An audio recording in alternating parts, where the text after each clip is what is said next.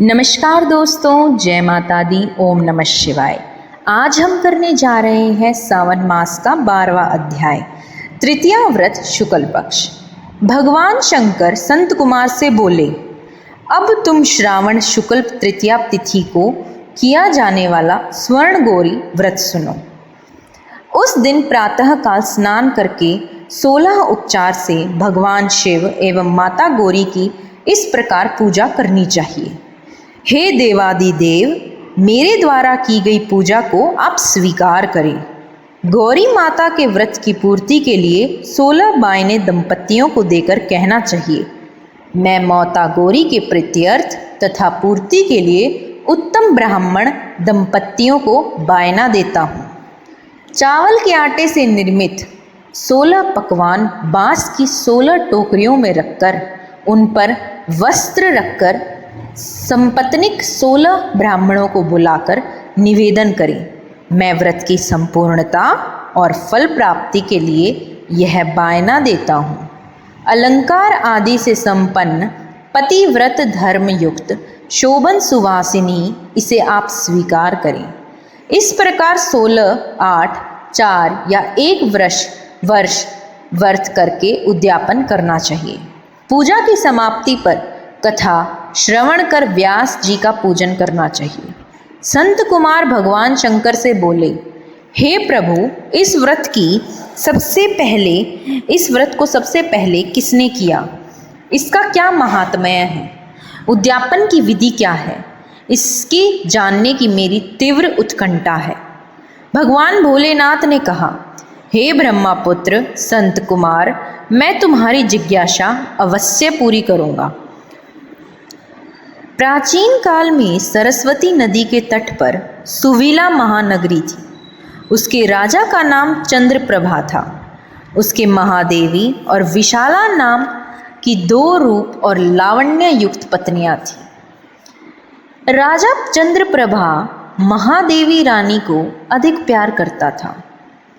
राजा उस पर अपनी जान छिड़कता था। एक दिन राजा शिकार खेलने के लिए वन में गया। वहाँ उसने शार्दुल, सिंह, 12 अरना भैंसे, हाथी आदि का शिकार किया। अब राजा को प्यास व्याकुल करने लगी। राजा वन में पानी के लिए इधर उधर घूमने लगा। घूमते हुए वह एक तालाब पर पहुंचा। उसने तालाब के जल से अपनी प्यास बुझाई। पानी पीने के बाद राजा ने इधर उधर देखा तो उसने देखा कि तालाब के किनारे कुछ अप्सराएं गौरी की पूजा कर रही हैं। राजा ने उनसे पूछा, आप किसकी पूजा कर रही हैं? अप्सराओं ने उत्तर दिया, हम स्वर्ण गौरी का पूजन कर रही हैं। राजा ने फिर पूछा, देवियों, इस व्रत को करने की विधि एवं व्रत का क्या फल मिलता है? बताने की कृपा करें। अप्सराओं ने उत्तर दिया, श्रावण शुक्ल तृतीया के दिन यह व्रत किया जाता है। इस व्रत में भगवान शंकर और भागवती पार्वती का पूजन किया जाता है। इस व्रत में 16 धागों का डोरा पुरुष अपने दाएं हाथ में तथा स्त्रियां अपने बाएं हाथ में बांधती हैं। यही इस व्रत को करने की विधि है। इस व्रत को करने से भगवान शंकर की कृपा से सब मनोकामना पूरी होती है। यही इस व्रत का फल है। यह सुनकर राजा चंद्रप्रभा ने भी श्रावण मास की शुक्ल पक्ष की तृतीया को अपनी दाईं भुजा में 16 धागों वाला डोरा बांधकर व्रत किया। राजा ने कहा, हे माता गौरी, मैं इस डोरे को व्रत के लिए बांधता हूँ। मेरे ऊपर आप अपनी कृपा करना। इस प्रकार व्रत धारण कर राजा अपने महलों में आ गया। रानी महादेवी ने राजा के दाएं हाथ में बंधे डोरे को देखा तो पूछा, यह क्या है? इस पर राजा ने व्रत के बारे में बता दिया। इस पर रानी क्रोध में भर गई और राजा के हाथ में बंधे डोरे को तोड़कर एक सूखे पेड़ पर फेंक दिया। राजा ने रानी से कहा, ऐसा कर तुमने अच्छा नहीं किया है। यह तुमने माता गौरी का अपमान किया है। इधर राजा की दूसरी रानी ने देखा कि सूखा पेड़ डोरे के प्रभाव से हरा भरा हो गया है। छोटी रानी ने उस डोरे को अपनी बाईं भुजा में बांध लिया। ऐसा करने से छोटी रानी डोरे के प्रभाव से राजा की सर्वाधिक प्रिय हो गई। इधर बड़ी रानी व्रत का अपमान करने से राजा द्वारा त्याग देने के कारण दुखी होकर वन में चली गई। वन में वह महादेवी का ध्यान कर पवित्र मुनियों के आश्रमों में ठहरी, परंतु मुनियों ने उसे देखकर कहा, अरे पिशाचनी, यहाँ से चली जा। राजा और मुनियों द्वारा तिरस्कृत रानी देवी महादेवी घोर जंगल में घूमती हुई थककर एक जगह बैठ गई। वह घोरी का स्मरण कर पश्चाताप के आंसू बहाने लगी। रानी को दुखी देखकर देवी को उस पर दया आ गई और उसे दर्शन दिए।